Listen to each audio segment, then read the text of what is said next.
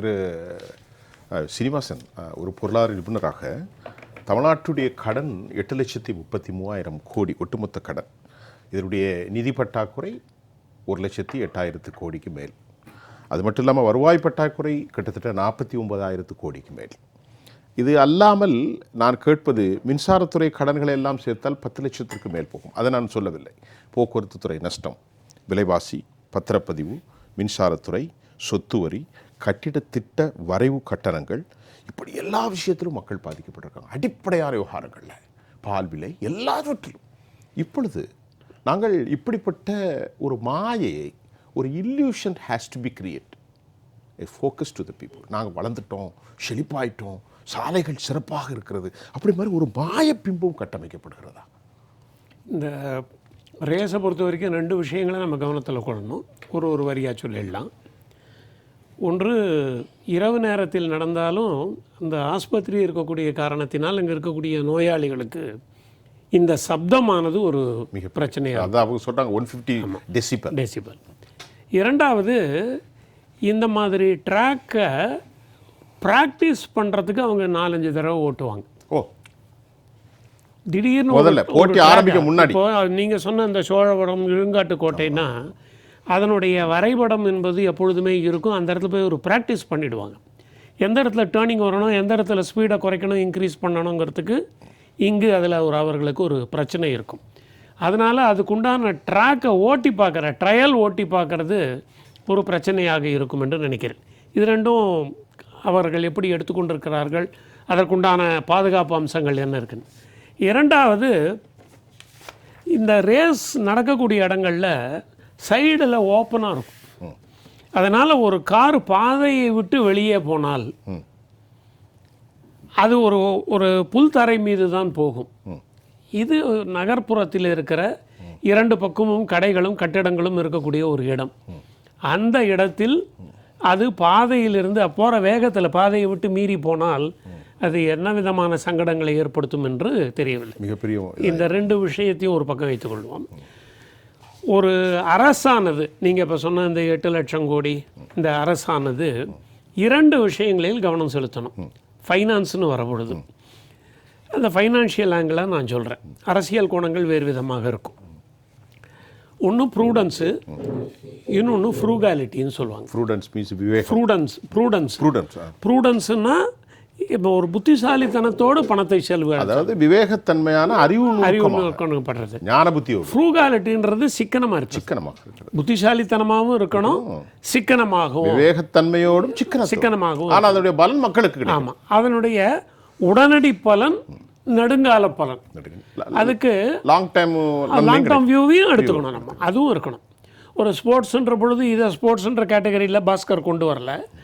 இப்போ நீண்ட காலத்தில் செய்ய வேண்டியதற்கு அறிஞர் அண்ணாவினுடைய 3 விஷயங்களை எடுத்துக்கொள்கிறேன். அப்போ நம்ம அந்த ஒரு ஃப்ரூகாலிட்டிங்கிறது எப்படி இருக்கும், ஒரு ப்ரூடன்ஸ்ன்றது எப்படி இருக்கும். சிக்கனம் என்றால் 1967 அறிஞர் அண்ணா அவர்கள் ஆட்சி அமைக்கிறார். அந்த வருடம்தான் இப்போ இருக்கிற அண்ணா நகர் டவர் இருக்க, அதை சுற்றி உலக பொருட்காட்சி நடக்குது. நான் பள்ளிக்கூடத்தில் படிச்சுக்கிட்டு இருக்கிற 67 வரணும்.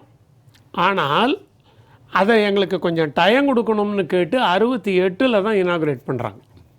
அந்த கட்டடமெல்லாம் கட்டி இப்போது ஐயப்பன் கோயில் ஒன்று அங்கே இருக்கு. இப்போ ஆமாம், அதுதான் கேரளா பெவிலியன். கேரளா பெவிலியனாக இருந்தது தான் ஐயப்பன் கோயிலாச்சு.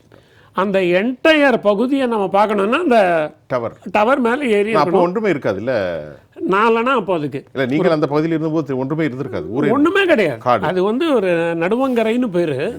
அந்த இடத்த மாற்றி அமைக்கிற பொழுது அறிஞர் அண்ணா எதற்காக இதுக்கு முக்கியத்துவம் கொடுத்தாருன்னா, பல நாடுகள் வந்தது. ரஷ்யாவோட பெவிலியன், டிவியை முதல்ல இந்த மாதிரி எனக்கு முன்னாடி வச்சுருக்கீங்களா, இந்த மாதிரி பார்க்குறோம். நாங்கள் நடந்து போகிறது அதில் தெரியுது. சிசிடிவியை வச்சுருக்கிறாங்க. டிவிங்கிறத நேரடியாக மக்கள் பார்ப்பது, அதுதான் முதல் முறை.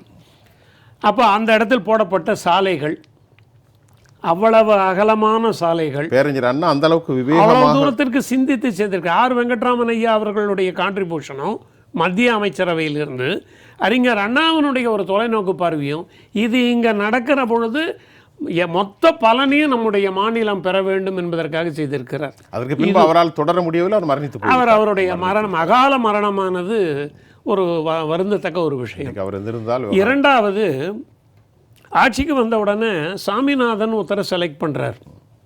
இந்த சாமிநாதன்றவர் இந்த வெட்டனரி டிபார்ட்மெண்ட் இருக்கு இல்லையா, கால்நடை, அதில் ஒரு சிறப்பான ஒரு அதிகாரியாக இருக்கார். அவரை கூட்டின்னு வந்து காங்கேயம் காளைகளுக்கு உண்டான ஒரு அமைப்பை உருவாக்கி அதனுடைய விந்து சேகரிக்கக்கூடிய வங்கியை தயாரிக்கிறார், அமைக்கிறார். இவர் தான் சரியான செமன் பேங்க்னு ஒன்று, இவர் தான் சரியான. எதற்காக செய்கிறார்?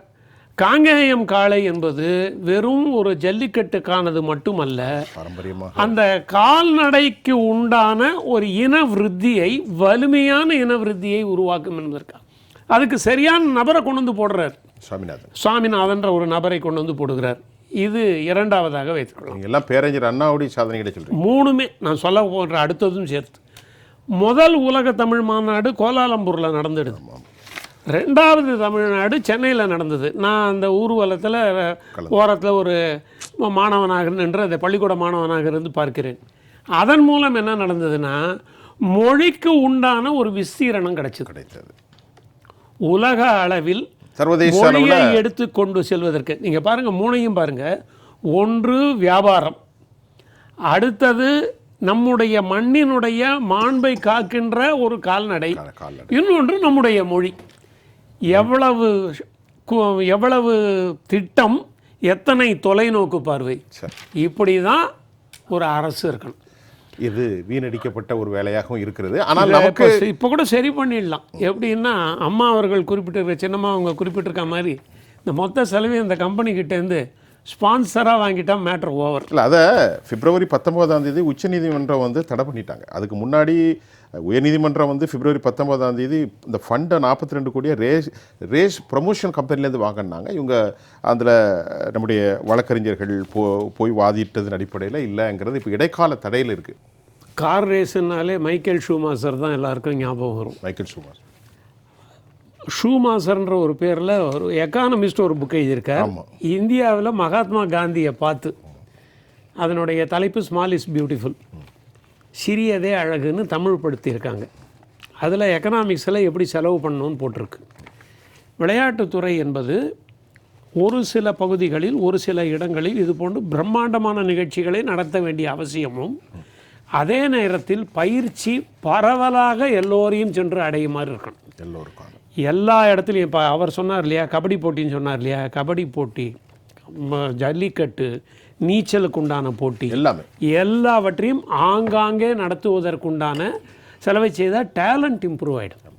என்றைக்காவது ஒரு நாள் நம்முடைய இடத்திலிருந்து சென்று பல துறைகளிலே இந்திய அளவிலே கோல்டு மெடல் வாங்க முடியும். சில விளையாட்டுகளில் உலக அரங்கிலே நம்மை ஸ்தாபித்து கொள்ள முடியும். ஸோ ஸ்மால் இஸ் பியூட்டிஃபுல் அப்படின்னா, ஒரு சின்ன பள்ளிக்கூடத்தில் ஏதாவது ஒரு டேலண்ட்டை இம்ப்ரூவ் பண்ணுறதுக்கு உண்டான வழியை, அதுதான் அந்த துறையினுடைய மிக முக்கியமான காரியமாக இருக்கும். அது ஃப்ளம்பாயண்ட்னு சொல்லுவாங்க, வெளிப்படையாக தெரியாது. ஒரு ஃபைனான்ஸ் கம்பெனி உள்ளுக்குள்ளே கட்டோடு இருக்கணும், வெளியில் பிரம்மாண்டமான அழகு சாதனங்கள்லாம் தேவையில்லை. ஒரு திரைப்படத்திற்கு அழகு தேவைப்படுகிறது. இது உள்ளுக்குள்ளே சிக்கனமாக இருக்கணும். அதே போன்று ஸ்மால் இஸ் பியூட்டிஃபுல் என்பது தான். மக்கள் பார்ட்டிசிபேட் பண்ணணும். இதில் கார் ஓட்டுறவங்க 10 பேர், பார்க்குறவங்க 100 பேர், 100 பேர் பங்கேற்பதாக இருக்க வேண்டும். அதுதான் ஒரு சரியான அமைப்பாக இருக்க முடியும்.